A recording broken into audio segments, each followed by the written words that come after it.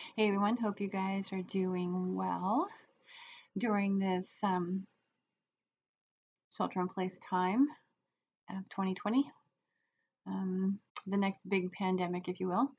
Um, my name is Tammy Davis. Welcome to my channel. And before I get into what all this is about, be careful what you wish for. Um, Let me introduce myself if you're new to me. I'm an internationally certified master clinical aromatherapist with a background in pharmacology and with a focus on and specializing in plant constituents as it relates to the human genome and drug development. And the significance to that is not because I am prescribing medications, but understanding how they work, how the plant constituents that we utilize in natural remedies um, affect our body at the cellular level and how it interacts with medications. However, that actually brings me to today's video because I'm also now labeling myself as an investigative reporter. Everything that I share with you, whether it's here or in a blog, has all been well researched. One of the things about me is I live on accuracy and will not tell you anything that cannot be backed up. So, with that said, be careful what you wish for. Now, look, I'm not trying to instigate any sort of argument here. I will round this out with a shift in perspective, as I talked about in my last video, when it comes to wellness being a state of being and a mindset. But that said, let's just get real about a few things here. So, historically, I've talked about plant constituents, um, xenoestrogens. Now, xenoestrogens, more specifically, are so I said plant constituents, and then I just caught myself and realized it really wanted to say xenoestrogens. And so the point to that is xenoestrogens are basically environmental estrogens. They can be man-made or they can be nature-made. Plants contain phytoestrogens; those are xenoestrogen. Man makes chemicals that are known endocrine disruptors. So that said, if it modifies the hormonal system and it acts like estrogen in the body, it's an environmental estrogen. So this is what I've talked about up until this point. And they still are a major concern because they are leading to genetic changes within the system, or I should say systemic changes within the body is a better way to say it. Activating the autonomic nervous system, activating the immune system, and if we all lived by the same genetic blueprint, all of our bodies would be doing the very same thing. So because we all have our own type of health condition, even though it's labeled um, as, has the same diagnosis, if you will, it's acting differently in our body because we have our own genetic code. So activating the autonomic nervous system and the immune systems doesn't look the same in anybody. Um, However, other things have come to light during this pandemic, this coronavirus, otherwise known as COVID-19. It is, in fact, a contagion. If it wasn't, social distancing wouldn't actually be working as far as, beginning to see a decrease in new cases. Um, at the same time, there's a lot of things going on around the world besides just environmental estrogens that I want to shed light on. This is not about doom and gloom. Okay, I was talking to somebody face to face just a short while ago, and I was told, he says to me, oh, well, there's no hope. Nothing could be further from the truth. That's a shift in mindset. That's wellness. We do, and it's not a catastrophic change that has to even occur. It's just being aware of what we have available to us, what's actually going on, and the impact it's having on the system. And that's the point to this video today. So what we have, okay, we've all wanted. I can see the time. Anyway, we've all wanted these, right? We wanted them to be able to. I mean, I know that myself, living in the mountains, you want to be able to talk to people in the city. You don't want to be limited by your coverage.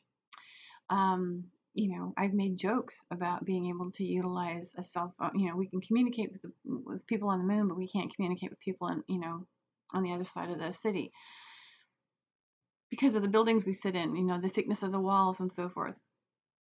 Well, had something in my throat. Um, we now have 5G. We have 3G. We have 4G, right? The LTE, and now we have the 5G. Well, we have, so the reason for the 5G is they call it fifth generation. It's just an increase in range, so a strength signal. That's the word I was looking for. It's a strength and signal. And while there's been speculation over the years that if you use the Bluetooth, don't hold this phone to your ear, this cause cancer. I mean, there's been all kinds of stuff going on. And that's not why I'm here to tell you this. The point to this is that 5G started being launched over the last year and a half maybe. I know my son works for Verizon, and he relocated from New Mexico to Arizona to be able to be part of the 5G program. And because Verizon has there's certain cities that Verizon is 5G in, and there's other cellular services that have 5G coverage. T-Mobile specifically announced their 5G launch June of last year, and by December it was nationwide. Now, this is significant because another son of mine says to me yesterday, "Well, Mexico doesn't have any 5G." That's not true. It's nationwide. You can pull up their map, and you can see that it's basically the country is covered with 5G. Again, not to be alarming, it's just to raise awareness, because and even to point out why this is significant. It's significant because this level of radio waves, it's they say it's a non-ionizing radiation type of radiation. However, there's been plenty of tests that are currently going on. It's actually another name for it is a millimeter wave. And the millimeter wave has been tested. It's actually was been used in Russia for treatment of certain health conditions, just like we have photon therapy here, photon radiation treatment here for cancer. It's, you know, short term. I mean, it's heavy doses, but they're short term, and then that's it, right? Russia's doing the same thing with the millimeter waves for the treatment of different health issues. Um, so the point of that is that we recognize its ability, or the power it has to alter genetic expression. The fact that it's being used, whether it's radiation, like I said, for breast cancer, which is what I had, and any of this does is actually cook the tissue from the inside out. And I can attest to this firsthand. This isn't hearsay. After I went through my radiation, you can see how it works. It's like you get a slight tan on the outside, but every day for weeks after, for about 3 weeks after my treatments ended, which was heavy doses for a month, 3.5 weeks ongoing after that, you could see the bubbling of the tissue. It was still working.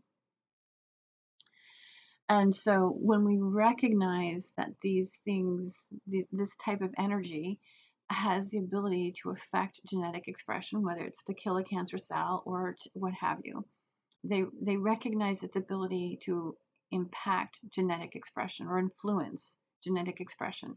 There's plenty of tests being conducted on how, on different species. So the bottom line is millimeter waves, which is what our cell phones produce. Wi-Fi. I was going to say WI-Fi, Wi-Fi, and EMF. They all produce different types of waves that are known to influence genetic expression. I wrote a lot about this, or I covered this in my blog post, What Makes COVID-19 so dangerous. So please visit synergistics.com ultimate guide, and I posted it on March 25th, and check it out because this is what I talk about in that. But the bottom line to that is it alters or it affects genetic expression, and produces unstable isomers of nitric oxide. Um, Again, all referenced. There's links to my references, all scientifically backed. And this is significant because just like the environmental estrogens that I mentioned, this is impacting the hormonal system because when it produces unstable isomers, and I use that on purpose, and when other people talk, you'll hear oxidative stress, you'll hear reactive oxygen species. Those all refer to the same unstable isomer. Okay, but I'm using again the word unstable deliberately because when we talk about oxidative stress, it's basically the body's producing inflammatory chemicals and we relate to that as toxic. But when we see it as an unstable isomer, that means that the body's producing inflammation, and this happens consistently when the DNA is altered. Okay, radio waves alter DNA. Anytime the DNA, okay, so let me back up a minute here and just say DNA contains transponal elements, and what that means is it has elements, segments of it are able to relocate based on the information coming in. There's two very specific pathways into the DNA that monitor, that notify the DNA of what's going on in the environment, and so the DNA can respond appropriately and signal the production of oxidative stress or instability. It signals instability for the production of inflammatory chemicals for a reason, because inflammation is necessary. It's kind of like when, let's just say,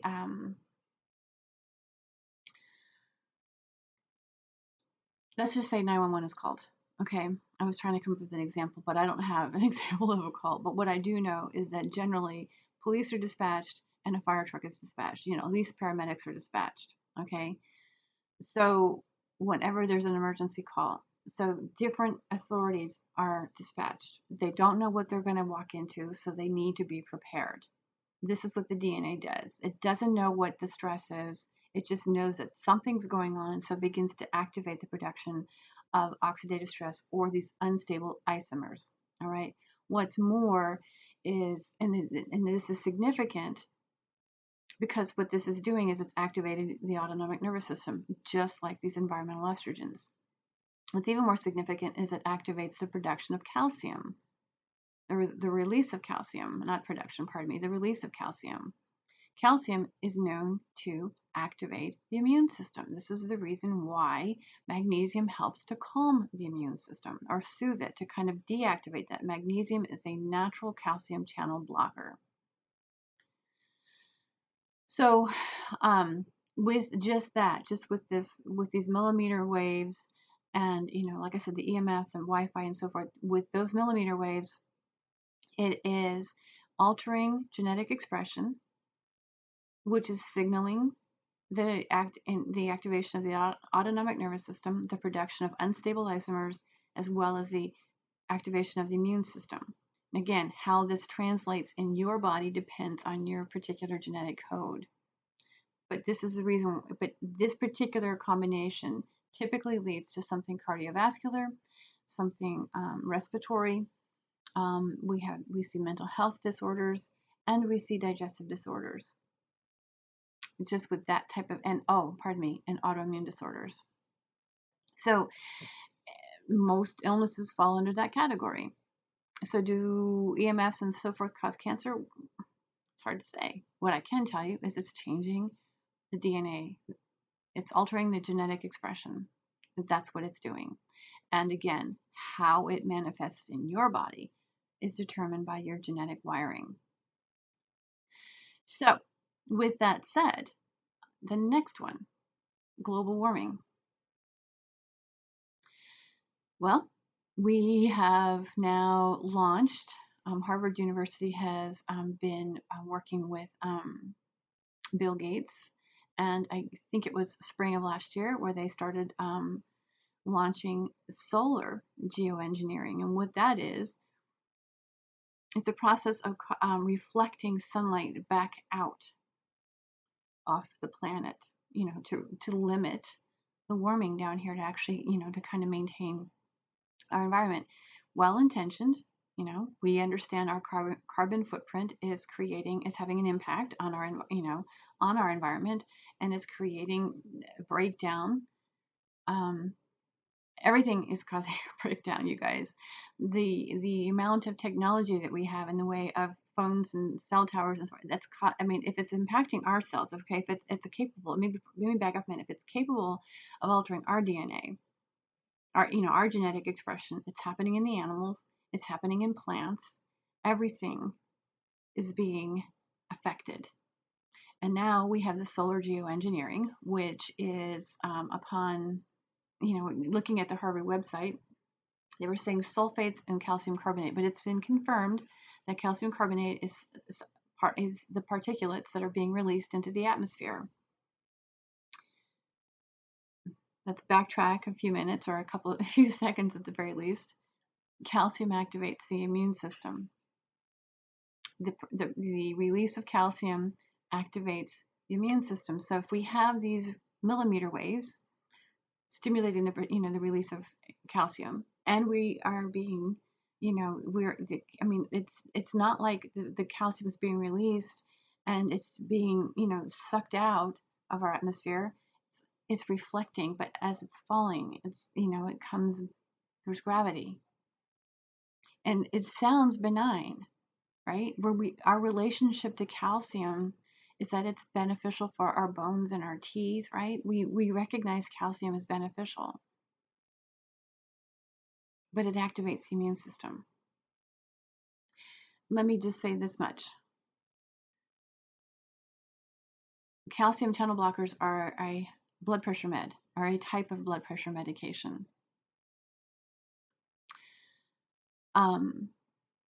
The American Medical Association admits that as a whole, the population of the United States is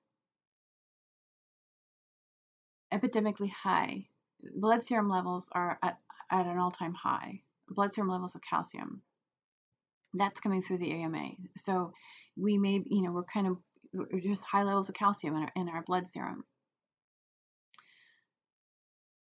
What's more, we're epidemically low on vitamin D. And to add fuel to that fire, statins are one of the number one medications being prescribed today. Now, how does that all come together? Well,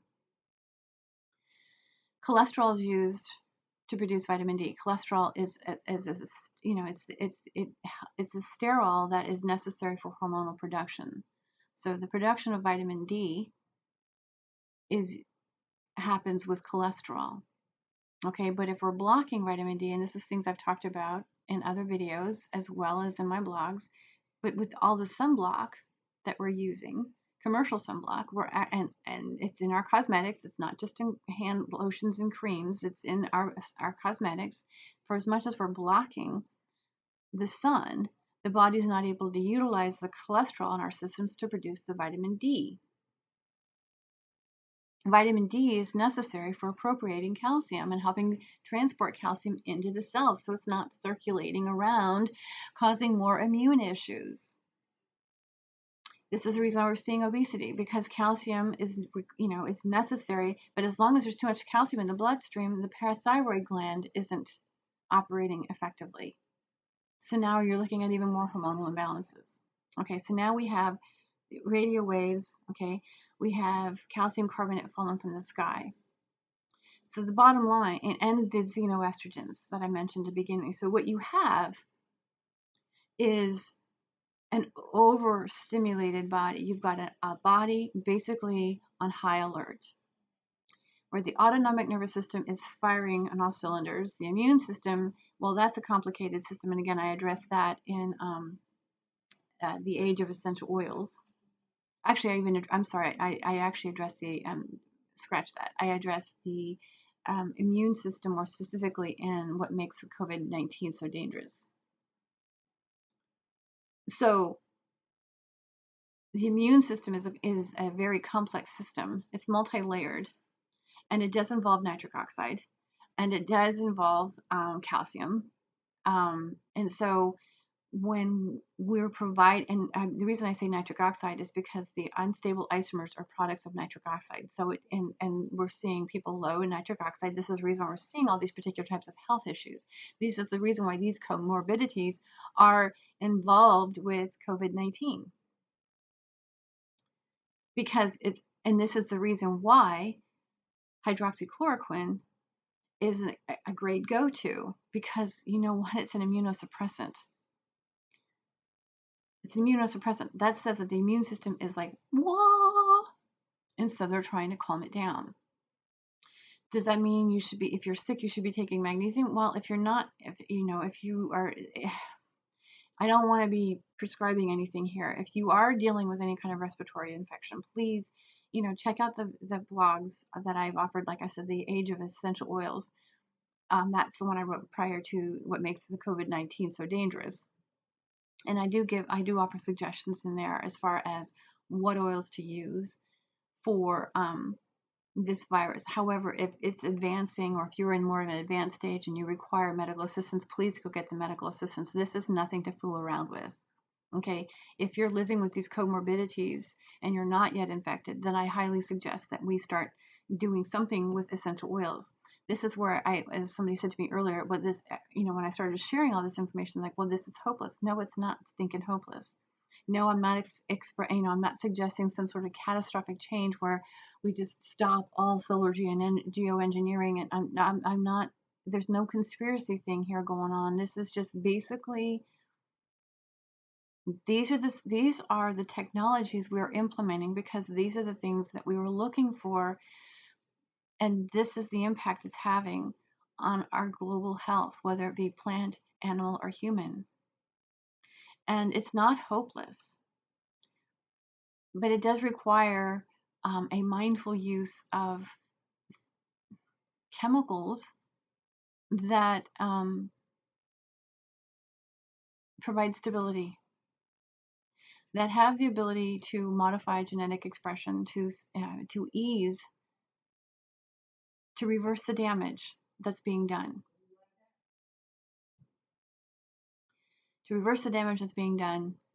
and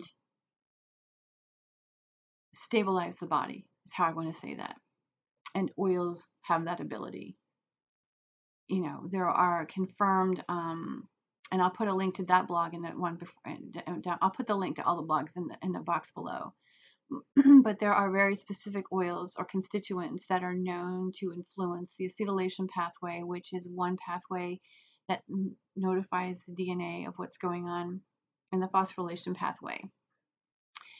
In a nutshell, it's beta carophylline is, I could get them backwards, but I don't think so. The acetylation pathway is activated by beta carophylline, and the phosphorylation pathway is methyl-eugenol. Now, those constituents, because they have that ability, don't work with all medications. So there would be other ways to support your system, and like I said, more specifically, stabilizing the body. We don't necessarily have to go all in for DNA repair at this point. But at the very least, is begin to offer stability to the system, and realizing that the system that we currently have for health is not serving us. Otherwise, we wouldn't be scrambling. And here's the thing, you guys, it's impossible to predict how any living organism is going to respond to anything. COVID-19 is real. It is contagious. Social distancing does help. But what's going to happen beyond this? It's time to be prepared. It's time to be prepared. So do we have to be panicked? No, we don't. Because the truth is, essential oils not only help stabilize the system, they help with restoring our wellness. It does take a shift in the way we think. Wellness is definitely a mindset. It's a state of being. I invite you to join me over on Patreon, because I've really kind of reworked my Patreon, that this is what this is all about, is rethinking the way we see things. It's not hopeless. We have this ability. It's not about just randomly using oils without understanding how they support us. It's not randomly using oils, but even if we take medications, it's really recognizing, and it's not about using all of them. To be really frank with you at this point, if all you did was start using myrrh on a daily basis, you'd be doing yourself a world of good. World of good. Myrrh, palmarosa, both safe to use with medications and will help to begin to regulate the stress reaction that's going on. But it's significant. We've seen the increase in degenerative disease for the last 150 years, ever since the introduction of organic chemistry. We've been playing with radiation for over a century. This has been a long time coming, and it's time for us to actually we don't have to stop the technology. We don't have to give it up, but we have to be willing to protect our bodies from what's going on here. You want to protect yourself against, because here's the other thing, okay? Another thing that we've been doing, the increase in antiseptics, antimicrobials, antibacterials, right? We use them around our house. We use them in our mouth. We use them in our bodies, on our skin, all of it. As I pointed out, the DNA has the ability. It's not just human DNA. DNA is DNA. The very same alleles, the peptides that make up the human DNA, make up a plant DNA. It's just the placement of the alleles. The same DNA, the same allele peptides that make up human DNA make up an animal DNA. It's just the placement of the peptides on the strand. It's all it is. It's the same peptides. They have the transformable elements just like we do. Same thing with a virus. The virus DNA obviously is different because it's just a single cell, but it's nonetheless the same DNA. It's just firing on different cylinders.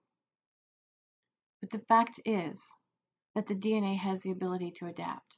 It has the ability to alter itself in response to information coming in, a potential threat. Because it doesn't know fully what that threat is, it starts to send out all signals. And the human body is degenerating as a result of, we're seeing a degeneration all around the world, truthfully. It's magnified in the human body because of our mindset. And so the bacteria and the viruses are doing the same thing. So we have this world of superbugs. There's a lot of theories about how this all came into existence. It's man-made. You guys, it's man-made. I'm not talking about it being made in a lab. It's man-made regardless, because we stimulated this. We brought this on with all the antiseptics, all the antimicrobials, and so on and so on and so on. How do we combat this? I default to essential oils. And again, this isn't because I wanted to sell you a blend. This is because I firmly believe I have, as I mentioned earlier, I'm an investigative reporter. I have investigated these plant constituents. Science understands how these plant constituents affect genetic activity. They understand. I was asked this morning, well, then why aren't they telling us this? Because, I'm just going to say that, just because. You can develop your own theories. My point is that I can give you mine, and I will, because a plant dose is not nearly. This is what I talk about in What Are Essential Oils. Plant doses aren't nearly as concentrated as a medication. There, it's mass producing. Quality control. Quality control goes out the window with a natural product because you have no idea how the growing season is going to go. None of it. There's no control over that. So they can't guarantee the quality every single batch.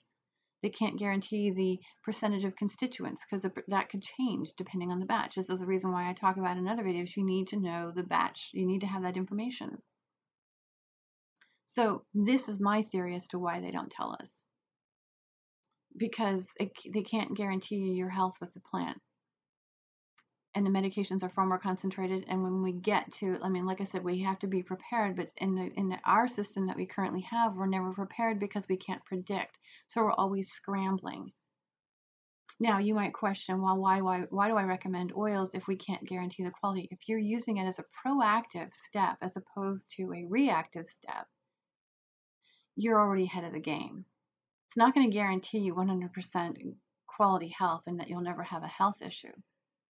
And it might, if you end up with a health issue, it might wake you up to like, oh, maybe I should use them more often. Maybe I should switch them out more frequently. Maybe I should be more mindful with my selections. You know, it could wake you up for a whole number of reasons. So this isn't about perfection. This is about actually beginning to use them as a means of as little shields, for your cells, and helping provide your cells with a healthy signal as opposed to a destructive signal or an inflammatory signal. That's the reason why I advocate for the oils. And that's the reason why they don't talk about these. It's not because there's some ruse to keep us unhealthy. I don't believe that at all. I believe it's just they're just not concentrated enough to deal with the health issues that we have at hand. It's the reason why I chose to do the treatment that I did. I still used oils alongside it with my cancer, but I had to be realistic because the development of cancer meant that I needed a little bit more of a concentrated something. So, like I said, we have xenoestrogens, we have millimeter waves, we have calcium carbonate falling from the sky, and we have a world of antimicrobial, antiseptic, antibacterial products. Now, if you use essential oils on a daily basis, that's a lifestyle, you know, your chances of offsetting any comorbidities, reducing your chance of being struck by yet another superbug. So vaccinate, I don't know that that's actually going to help you because there's going to be other superbugs. I say, you know, sorry, Uncle Sam, you know, I just don't think the vaccines are what we need. I think, you know, stabilize the body, utilize essential oils. And there's a link to my Aromatherapy is a Lifestyle group down below. You're welcome to join that. If you are going to join, I just simply ask that you don't come in there and promote anything. This is an educational group, and there's a lot of material in there for you to begin utilizing these oils on a daily basis and integrating them into your lifestyle. You know, if you want to get a vaccination, please do so. Don't take my word and my absolute no for it, but if you feel like that's what you need, then do it. But be prepared to use more oils to help stabilize that immune system because those vaccinations are activating the immune system yet again. Magnesium, like I said, great channel blocker, calcium channel blocker if you don't already have high blood pressure. Again, magnesium, you guys, is not necessarily recommended with certain medications. So that stuff needs to be looked into. Same thing can be said for CBD. So I'm going to say, join my Aromatherapy is a Lifestyle, join my email list, check out these blogs, and let me know if you have any questions. I've got a lot of information for you because my mission is your wellness. Until the next time, thank you very much for watching, and you guys, please stay safe and well. Oh, and the Patreon link is also down below. See ya.